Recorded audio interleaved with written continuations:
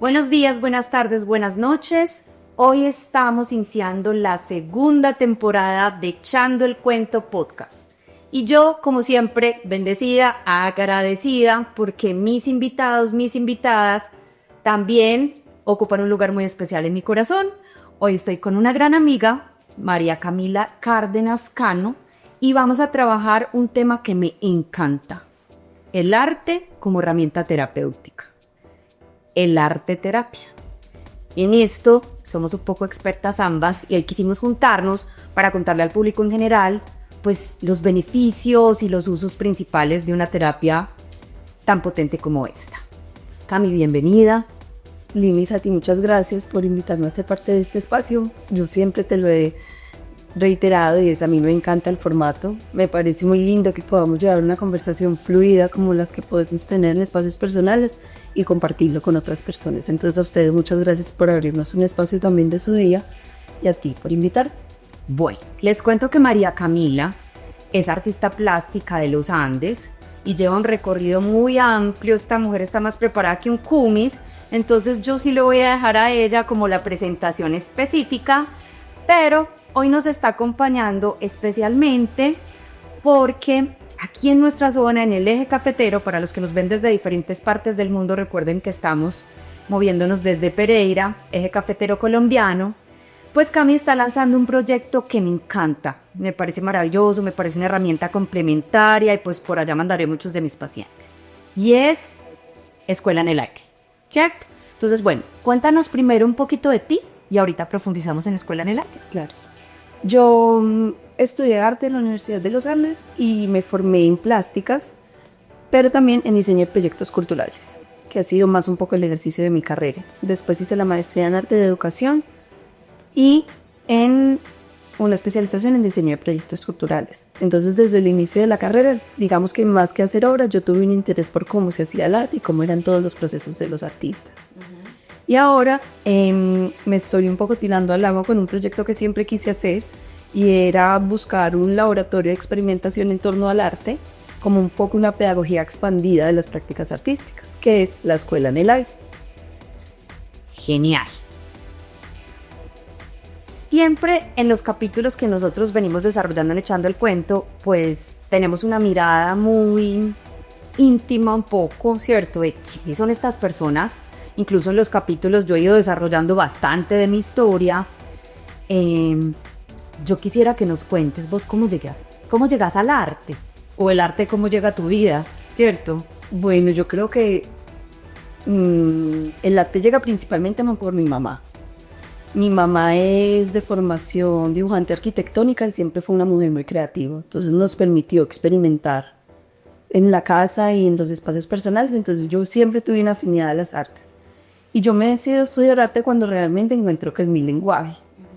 Y me pasa algo interesante, yo siempre me vi como artista, siempre me vi creando obra, pero cuando yo empiezo a ver todo el contenido que hay y empiezo a consumir todas estas obras de otros artistas, me apasiona el lenguaje del arte. Entonces siempre estuve del otro lado, de la parte de la creación de los textos curatoriales o de la organización de las exposiciones o del proceso de hablar con mis amigos artistas sobre la obra que estaban haciendo. Un poco voy a inferir yo, como interesarte por lo que el otro quería expresar a través de su arte en particular. Exactamente. Eso tiene mucha conexión con lo que ahora intentas hacer, pero para el ciudadano de a pie. Niños, niñas, mujeres, hombres de todas las edades, porque veo que tienes cursos de formación que le apuntan a todo, pero es para eso, ¿cierto? Es como para ver cómo cada uno puede conectar con el arte y evidenciarse, encontrar un lenguaje. Exacto. Digamos, podemos partir de algo y es partir del arte como lenguaje. El arte es un lenguaje en el momento en que tiene unos símbolos y tiene una intención de comunicar. Entonces, a mí me gusta mucho cuando una persona, digamos, no se atreve, pero tiene esta sensibilidad por hacer arte, que empecemos a desglosar un poquito cuáles son los símbolos que está usando en su obra. Entonces me gusta mucho y creo que encontramos conexiones en el momento en que empezamos a hablar de por qué me gusta pintar o hacer o ver las cosas de esta manera. Me parece muy importante un tema que tocas al Cami y son los símbolos, ¿cierto? Una de las bases teóricas más significativas de la arteterapia está propuesta por la escuela psicoanalista. Y uno de los representantes psicoanalistas, por lo menos con los que yo resueno más, y pues lo hemos visto en los capítulos anteriores, es Jung, ¿cierto?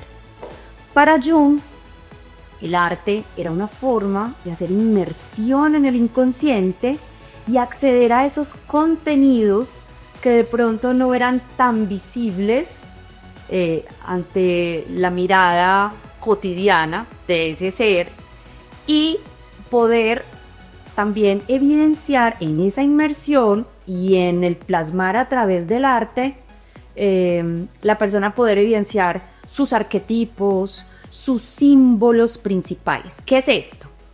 Cuña, vayan al capítulo de Psicología Profunda que vamos a hablar un poquito de Jung. Allí van a comprender un poquito las bases de esto. Pero bueno, digamos que Jung planteaba que nosotros como humanidad compartimos una gran biblioteca que se llama el inconsciente colectivo, ¿cierto?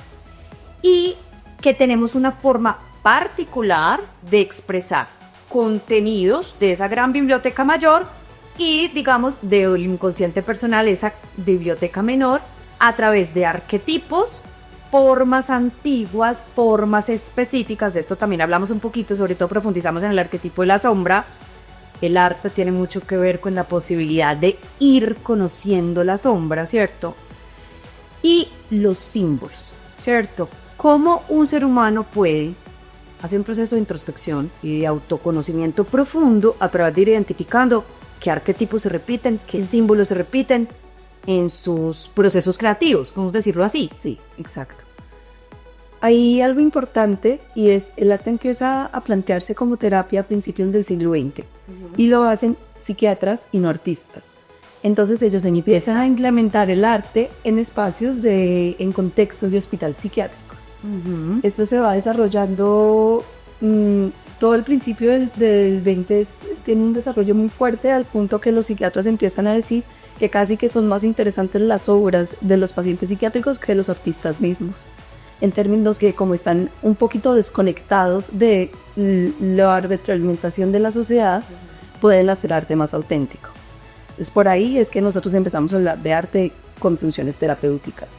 De hecho, muchos de los artistas más significativos no solo fueron pacientes psiquiátricos, sino que pasaron por procesos personales muy fuertes, digamos en conexión con depresión, con ansiedad o con psicosis, ¿cierto? El mismo Jung hizo un proceso de depresión psicótica casi 5 años, donde escribió una de sus obras más grandes, que es el Libro Rojo, pero además una de las cosas más lindas, bellas y potentes del Libro Rojo es que tiene mucha ilustración que le da hilo a su discurso, a su propuesta teórica, ¿cierto?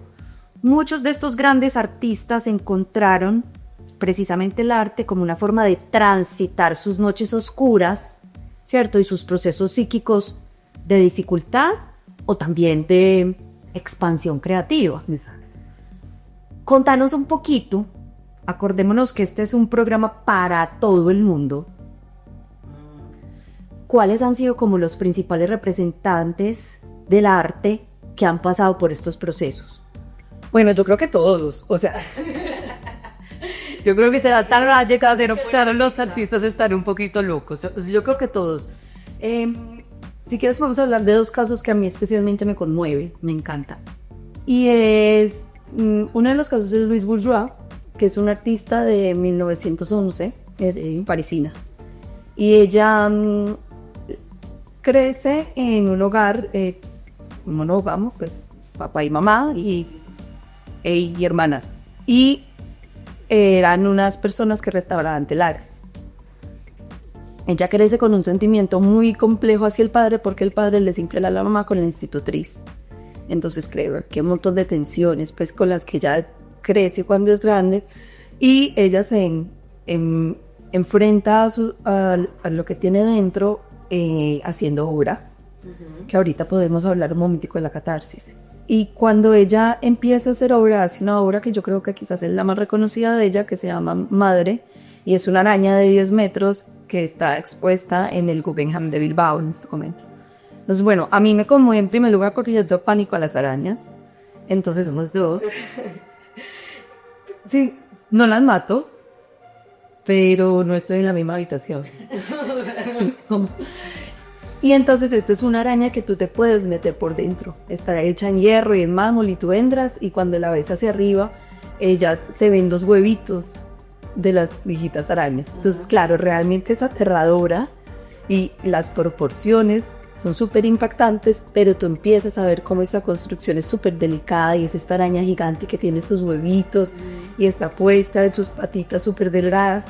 Entonces, ¿qué hace Urra? Y es que ella crea una imagen de una madre aterradora en un principio, sobreprotectora, pero resiliente. En términos que si tú le dañas una telaraña a una araña, ya empieza otra vez de forma paciente y atenta a empezar a tejer otra vez. Entonces, a mí, ¿qué me conmueve? Es realmente si una madre no es una araña, no podría haber otra... Justo otra están recibiendo esto. Sí. Y aquí, pues hacemos inferencia a uno de los arquetipos más potentes y es el de la madre, ¿cierto? La energía de la madre es potente, la energía de la madre es magnética, la madre te nutre, pero si no es una madre que se atiende y pasa por la conciencia en los procesos, también te devora, ¿cierto? La madre tiene que nutrirte preparándote para el mundo, pero tiene esa gran dificultad también de soltarte.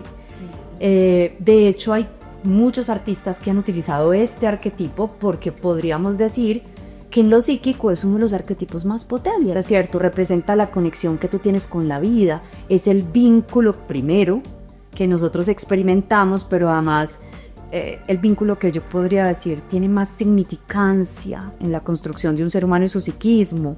Sí, entonces, encantador ese ejemplo. Me conmueve también muchísimo. Realmente, si al final del podcast ponemos los links de la obra de esta mujer, que es un referente en el arte contemporáneo. Aquí dejaremos la imagen de esta araña en particular. Y ella, en una entrevista creo que hace para el Tate, ella dice, en mi obra hay 3 personas, el padre, la madre y la niña. Y ella siempre se posiciona como la niña. Claro, en todo su ejercicio artístico hay una conciencia catártica súper fuerte. Y ella de hecho en un momento dice, es que en mi obra yo transformo el odio en amor. ¿Verdad? De dos energías súper que construyen y destruyen al mismo tiempo. Bueno, eso es como uno de los ejemplos que de pronto a mí más me movilizan. Antes de que nos des el segundo, hablemos de la catarsis, ¿cierto? Y hablemos de lo que representan los procesos de sanación, introspección, integración, individuación de un ser humano. La catarsis es un proceso donde la persona va a sus contenidos psíquicos, ¿cierto? Conecta con ellos, bueno, psíquicos, emocionales, mentales, corporales, porque hemos hablado de cómo somos un sistema de sistemas, ¿cierto? Accede a ellos, conecta con ellos e intenciona darles una forma afuera. Y esto se puede hacer de muchas formas, ¿cierto? La psicoterapia. Es un lugar para hacer catarsis. Tú vas a tus contenidos, esto aquí yo repito mucho que es un bulto de anzuelos, seleccionas una información, tienes que darle una estructura para pasarlo por la palabra. Y hay un valor enorme terapéutico allí. Y es que cuando tú lo expresas, te escuchas. ¿Cierto? Y al escucharte, se da el proceso de reflexión. Sale organizado y vuelve a ti con un orden. Y ese orden impacta todos tus procesos. De igual manera puede ser la escritura, ¿cierto? De igual manera puede ser el arte.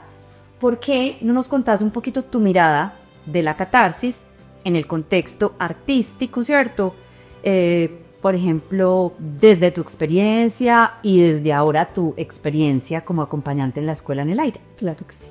Bueno, la catarsis surge de hecho en un contexto de, si lo vemos abajo de hoy, de arte terapia, y es Aristóteles la puña como esa purga del ser. Y esto se relacionaba con el teatro. Entonces en el teatro te da la posibilidad de ser alguien más, que de hecho pues es súper diciente para quienes tienen la facultad de hacer.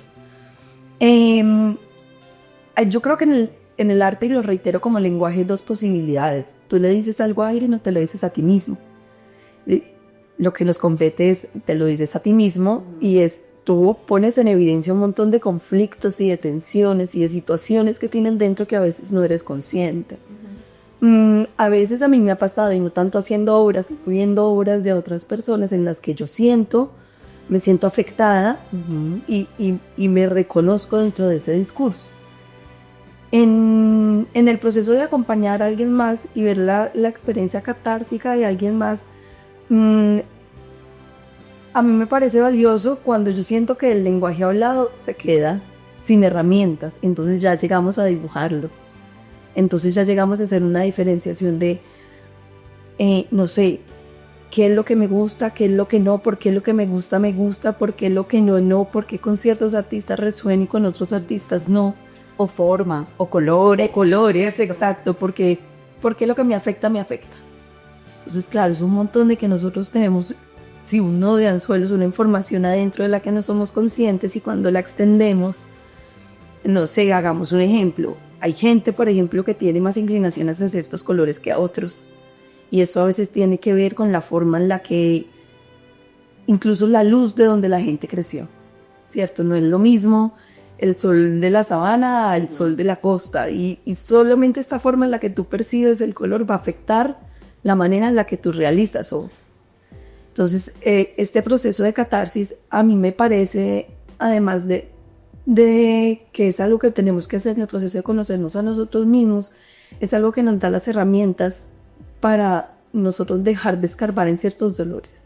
En el momento que yo saco ese dolor y lo reconozco, pues de pronto ya me amisto y lo veo de otra forma. Y si lo tengo y lo expreso en una forma plástica, pues entonces ahora lo voy a mirar como una espectadora y no como anidarlo dentro.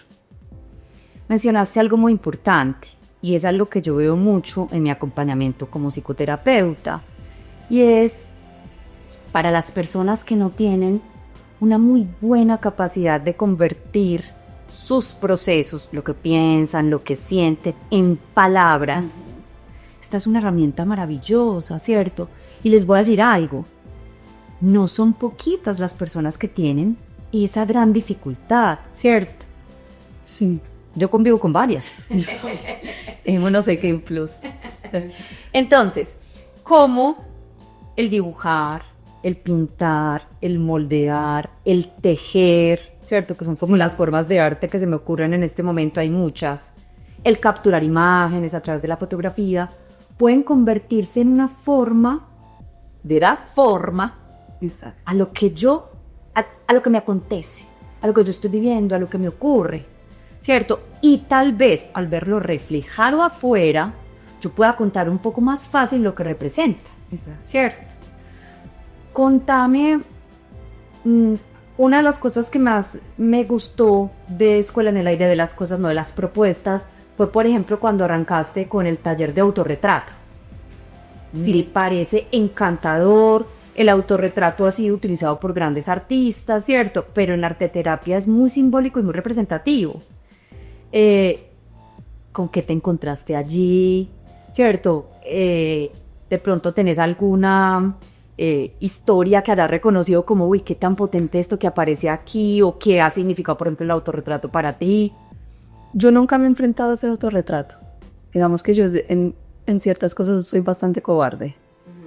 Pero pues he estudiado el autorretrato en otros artistas. El taller que nosotros acabamos de terminar, que de hecho lo hicimos con otra amiga, que es neuropsicóloga, era, sí, de arte y de autorreconocimiento, pues que en últimas termina siendo un autorretrato. Voy a hacer la cuña. Sí, perfecto. El taller fue desarrollado en Crescenza, que aquí en nuestra zona es uno de los centros de desarrollo emocional, yo diría como más representativos, ¿cierto? Y somos un colectivo, me incluyo, mi consultorio queda allí, de diferentes personas formadas en psicología clínica, pero con especializaciones diferentes. Entonces somos un colectivo interesante. Sí. Cami entra a ser parte precisamente a partir de este proyecto y de darle vida a la arteterapia, y Caro es una de las fundadoras de Crescenza, que fue la compañera con la que hiciste este primer curso. Sí, que sí vale la pena la cuña, porque realmente no es... A mí, en el momento que empecé terapia, hice terapia en espacios clínicos y me parecía aterrador. O sea, si ya es difícil uno sentarse a hablar con alguien ahora en este blanco contra blanco impoluto, entonces a mí quisiera rescatar eso de Crescenza de Crescenza, y es que realmente es un espacio muy ameno y te sientes como invitadísimos. Entonces arrancan con esta idea Del autorretrato porque cabe psico, y lo lanzamos para niños en 4 y 6 años más o menos, que es algo que a mí me llama mucho la atención, y es que los niños tienen más claro que nosotros lo que nos gusta y lo que no. Entonces realmente cuando el niño empieza a expresar con lo que se siente afín y con lo que no, para ellos es mucho más fácil diferenciar lo que digamos para mí. Claro, todo surge desde una sinceridad plena, sin tú pensar de debería, no debería, me gusta, no me gusta, a veces me gusta. Eso es como de pronto una de las cosas que a mí más me ha impactado. Y lo otro es, yo siento que hay una capacidad de ellos sorprenderse consigo mismos súper legítima, y que yo creo que es algo que también... esa capacidad de asombro que perdemos en la adultez. Y bueno, y que tú te asombres con lo de afuera lo entiendo, pero cuando tú te asombras de ti mismo, entonces es algo que yo dije, aquí tiene que haber una ruptura entre la educación que están recibiendo estos niños y la que recibimos nosotros. O sea, esa capacidad de asombro que ellos están conservando y esa capacidad de sensibilidad artística es algo que en nuestra formación se ha tenido que desvincular. Entonces, digamos, eso fueron como las dos conclusiones que a mí más me impactaron del proceso. Hay algo interesante de esa edad en particular, y es que el desarrollo psíquico de un infante todavía no está sesgado por un ego rígido y estructurado, ¿cierto? Y ellos tienen una facilidad más tangible de acceder a su inconsciente. De hecho, esta censura, que es como esta membrana semipermeable que hay entre el inconsciente y el consciente personal, está mucho más permeable en ellos. Entonces pueden ir a su, que todavía no es un ático lleno de telarañas tantos, ¿no? Pueden acceder a esas bibliotecas que mencionamos ahorita, personal y colectiva, de una manera más orgánica, ¿cierto? Y volver con contenidos súper interesantes. Y sin menos sesgos. Sin menos sesgos culturales, porque además esas plantillas morales se van rigidizando después. Sí. Ok, súper interesante como una apuesta complementaria de formación para nuestros niños y niñas, ¿cierto? Sí, total. Y yo creo que ahora se usa mucho hablar de innovación. Y la innovación no es otra cosa que la creatividad. O sea, la innovación no es otra cosa que buscar soluciones diferentes a problemas existentes. Entonces esto, por un lado, nos forma con mentes mucho más elásticas. O sea, vamos a empezar a ver un montón de soluciones o de problemas donde antes no veíamos. Que la resolución de conflictos es una de las habilidades que hemos perdido muchísimo, sobre todo porque entre más herramientas y más información tenemos, muchas veces podemos llegar a ser menos creativos desde adentro, ¿cierto? Porque todo nos lo resuelven de afuera hacia adentro. Eso me parece genial.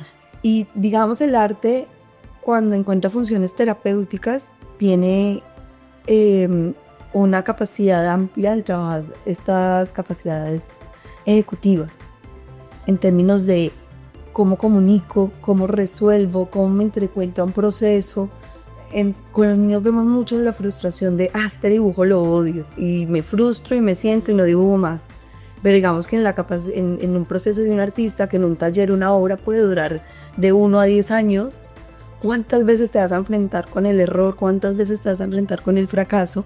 Y eso es algo que en el arte lidiamos sí o sí, porque siempre cualquier proceso va a llevar a un error. Además, pues no solamente las capacidades motrices, en términos de motricidad fina que vas trabajando, sino también en la capacidad de comunicación.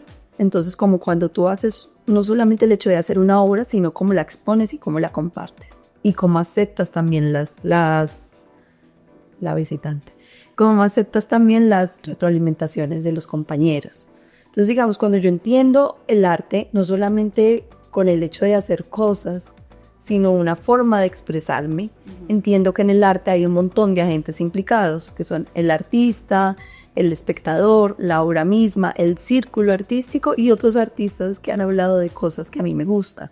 Entonces, de pronto, expandir este concepto que tenemos del arte como manualidad y verlo desde sus funciones terapéuticas envueltas en el círculo del arte, nos va a permitir entender como a gran escala cómo se desarrolla ese proceso creativo. Me parece muy interesante que menciones esto y hagamos énfasis aquí. ¿Cuáles son los beneficios concisos, tangibles que puede tener una experiencia de arte terapia, ¿cierto? Ya hablábamos de la catarsis, la posibilidad de expresarte cuando no es tan fácil solo a través del discurso y la narrativa. Pero además, una experiencia de arte terapia tiene un contexto intencionado, tiene una disposición intencionada. Por ejemplo, normalmente se pasa por acompañarlo de respiración consciente. Hemos hablado en los capítulos anteriores de los beneficios tan maravillosos que tiene la respiración intencionada y consciente. Autorregulación, entrar en estados de calma, ¿cierto?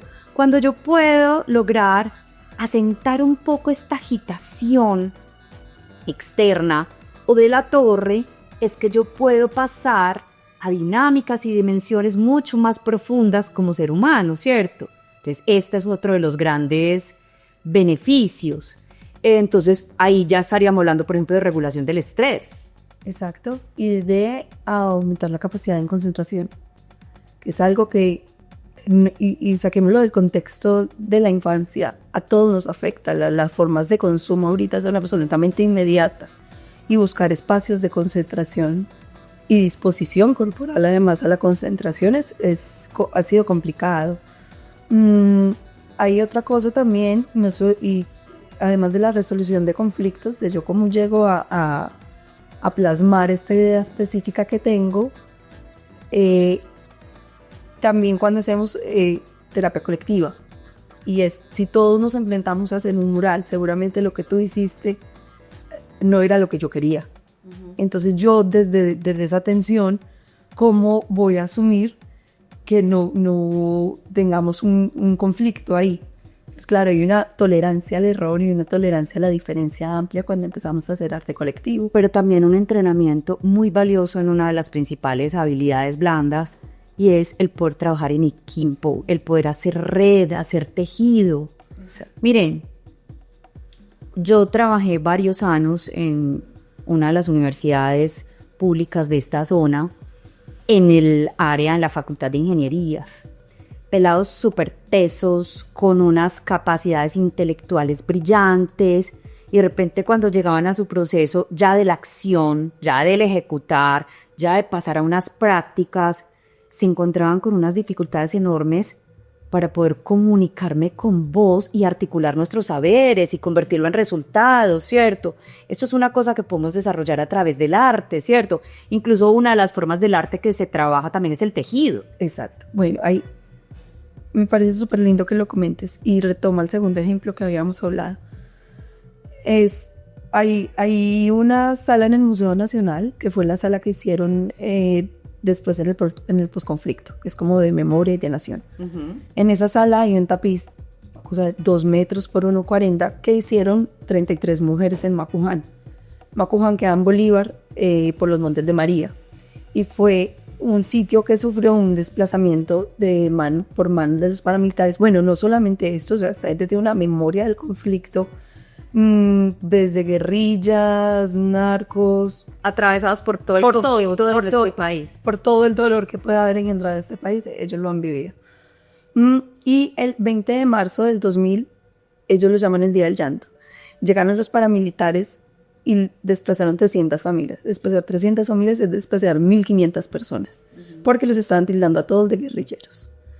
Entonces esta gente se va de sus casas, salen con lo que tienen, y las mandan a un municipio aledaño y las ponen a vivir durante 3 años en un colegio, en una casa cultural, en prostíbulos. Entonces imagínate no solamente el dolor de dejar tu tierra, sino esta confusión gigante, habitar con todo el mundo ahí. Y las mujeres, acompañadas de una psicóloga menonita, empiezan a hacer un telar. y se unen 33 mujeres a contar qué fue lo que pasó ese día del llanto. Entonces ellas empiezan a tejer juntas. ¿Te acuerdas de Carlos, el vecino que tenía el pelito así? A él lo desplazaron, a él le hicieron esto. Entonces empiezan a tejer toda esa narrativa que entre ellas construyen. Leer las historias es igual de conmovedor que ver el tapiz, y es como ellas empezaban a tejer y lloraban y sus moquitos y seguían tejiendo y se reían y venían y comían. Bueno, entonces aquí hay una narrativa colectiva del dolor impresionante, además en una técnica que en nuestro colectivo es súper diciente, hacer mujeres juntas, narrar, hilar una historia juntas. Entonces resignificar el dolor, que es uno de los procesos que se busca en psicoterapia, ¿cierto? Dar un nuevo sentido y un significado a lo que me ocurrió. Claro, y el divino además, porque a ellas les entregan un premio de la paz. Entonces ya no son estas mujeres víctimas, sino estas mujeres creadoras, artistas, resignificadoras, resilientes, además que eran parte de la diáspora africana, con una memoria colectiva impresionante, y ellas se unen además en una técnica que en el arte no es vista dentro como de las grandes artes, o sea, no es escultura, no es pintura, y es un hacer que yo creo, pues mi abuela lo hacía. Pero que además en nuestro país, que todavía tenemos afortunadamente una cultura tradicional de nuestros indígenas impactando, y que de hecho cada vez hay más movimientos y colectivos rescatando, ¿cierto? O sea, eso está en nosotros. Sí, total. Digamos, Mis abuelas tejen, mi madre teje. Yo no tejo ni una media. O sea, yo... A mí me encanta. No, yo... De hecho, te voy a dar un ejemplo que me encanta.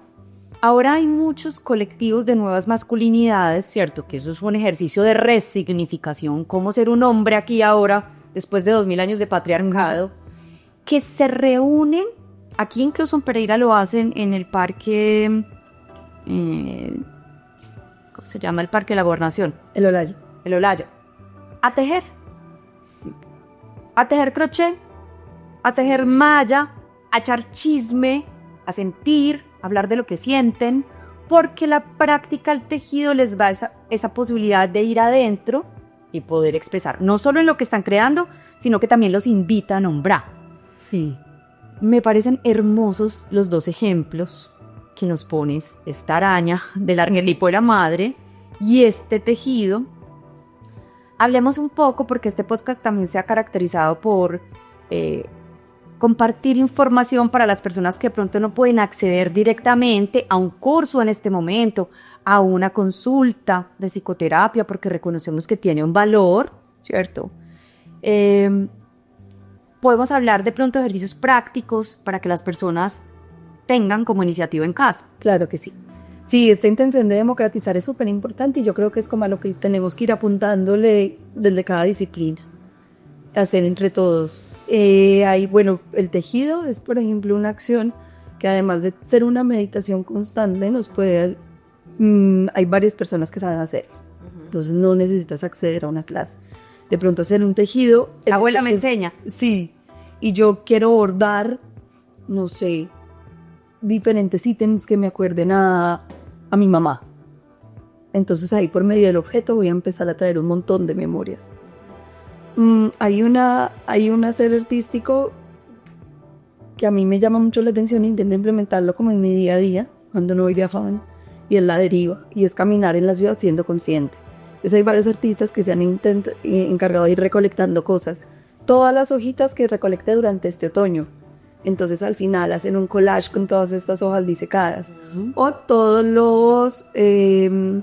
las cosas amarillas que encontré, que hace esto, que cuando tú caminas siendo consciente, y que caminas siendo consciente del espacio que habitas, y caminas siendo consciente de cómo tu cuerpo lo va habitando.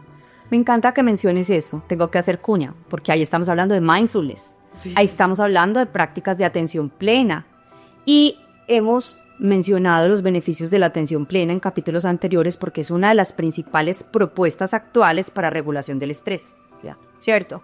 Y ahí tocamos con una de las cosas que dijimos al principio, y era la inmersión al inconsciente. Recuerdo mucho un ejercicio que me puso César Hernández, capítulo de Psicología Profunda, ya salió en el podcast, cuando yo empecé a trabajarme y a hacer introspección, y fue acceder al inconsciente a través de ir por la ciudad observando o poniendo mi atención primero en la sombra que emitía un objeto, en la calle. Es un ejercicio muy loco. Se siente uno bastante cerca del otro extremo, pero genial. Lo que yo reconocí como de capacidad de ampliar mi campo de percepción a través de este ejercicio fue maravilloso. Bueno, entonces el tejido, la práctica de tejido en plena a través de la deriva, la atención consciente durante el caminar.